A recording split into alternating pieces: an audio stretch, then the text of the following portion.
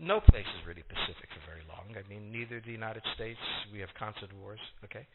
Europe will, I suspect, not return to the 31 years, but it will return to humanity. They will have their wars, they will have their peace, they will live their lives. It will not be 100 million dead, but the idea of the European exceptionalism, I think, is the one suffering the first death. There will be conflict. There was conflict in Yugoslavia, and there's certainly conflict now in Ukraine. As to the relationship to the United States, we no longer have a relationship with Europe. We have a relationship with Romania, we have a relationship with France. There is no Europe to have a relationship with.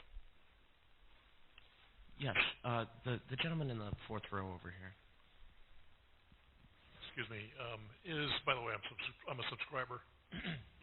Is Islamic extremism really the major threat to the United States, and will it die on its own, or will it keep growing?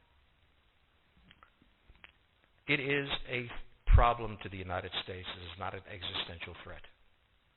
It has to be dealt with, but it has to be dealt with proportionately. We have other foreign policy interests. So, the primordial interest of the United States, over which for a century we have fought wars, the First, Second Cold War, has been the relationship between Germany and Russia, because united they are the only force that could threaten us, and to make sure that that doesn't happen. What you do, if you're a Ukrainian, is essentially reach out to the only country that will help you, which is the United States. Last week, 10 days ago, General Hodges, Commander U.S. Army Europe, visited Ukraine. He announced that U.S. trainers would now officially be coming, not just unofficially coming.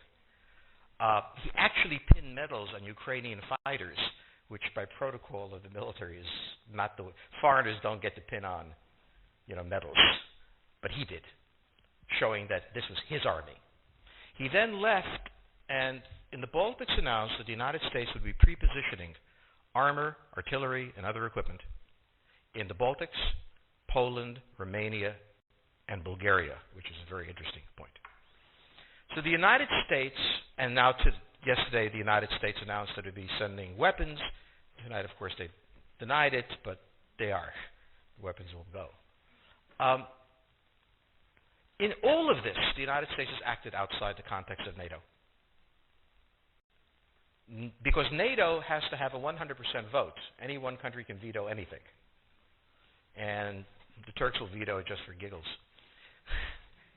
The point is that the United States is prepared to create a cordon sanitaire around Russia. Russia knows it. Russia believes that the United States intends to break the Russian Federation. I think that, as Peter Lorre put it, we don't want to kill you, we just want to hurt you a little bit. Either way, we are back at the old game. And if you go ask a Pole or a Hungarian or a Romanian, they live in a totally different universe from a German.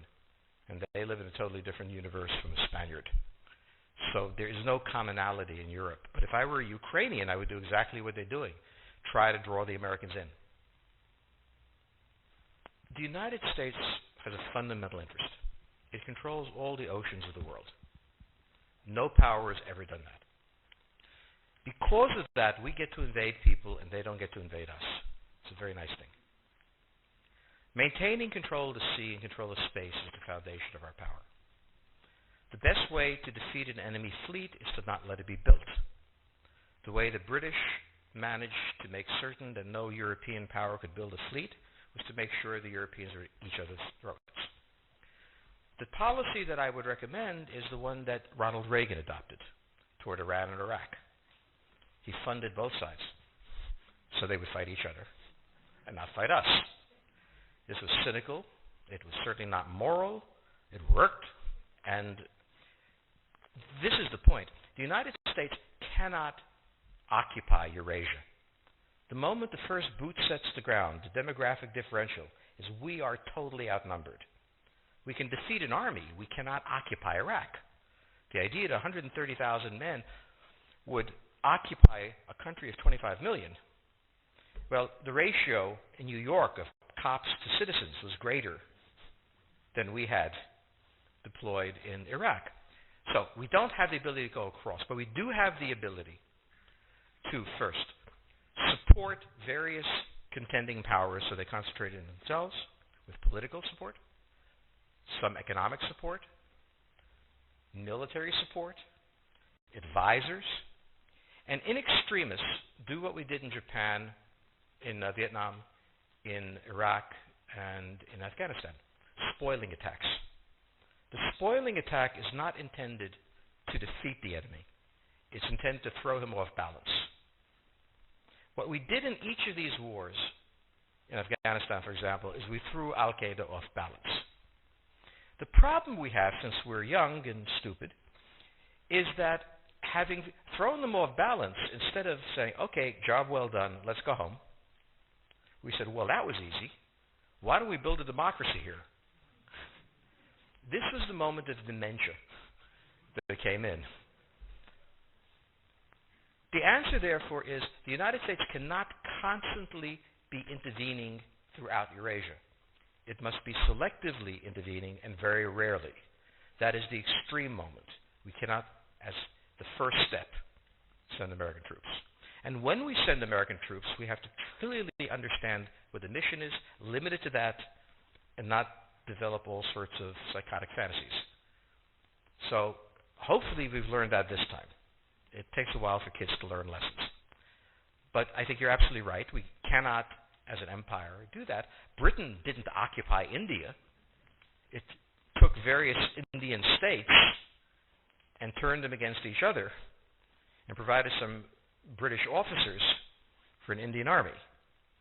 The Romans did not send vast armies out there.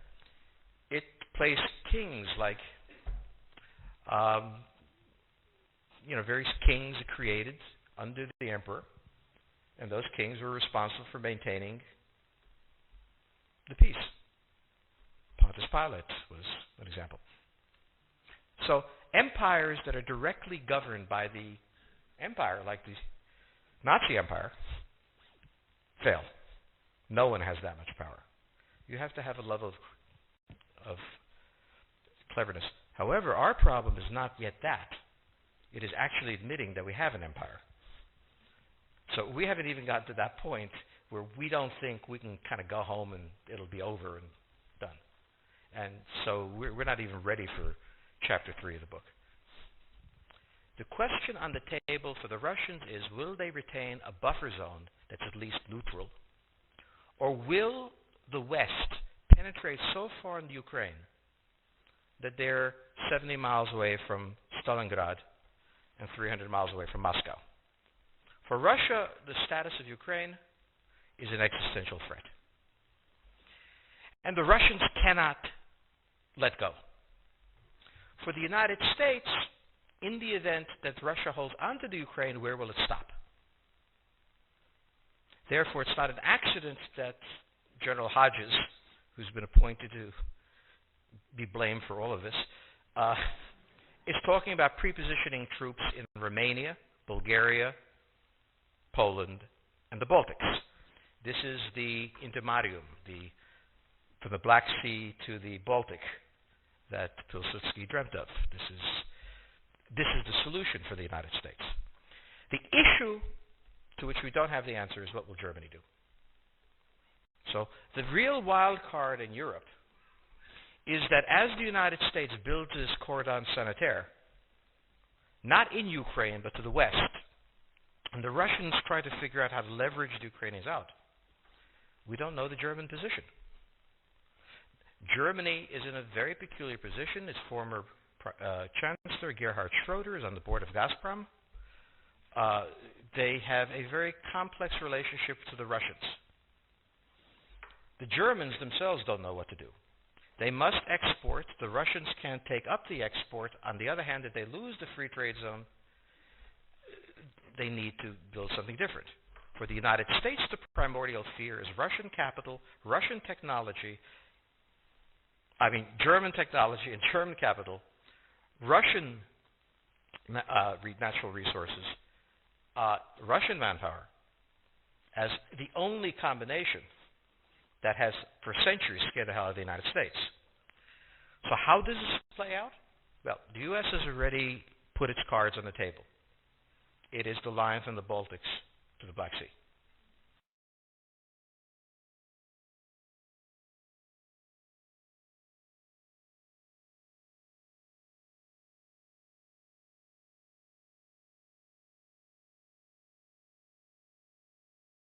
For the Russians, their cards have always been on the table. They must have at least a neutral Ukraine, not a pro-Western Ukraine.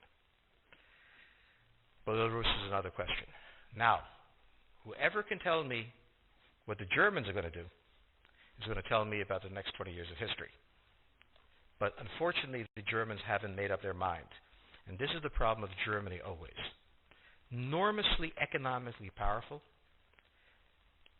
geopolitically very fragile, and never quite knowing how to reconcile the two. Ever since 1871, this has been the German question, the question of Europe. Think about the German question, because now it's coming up again. That's the next question that we have to address. And we don't know how to address it. We don't know what they're going to do.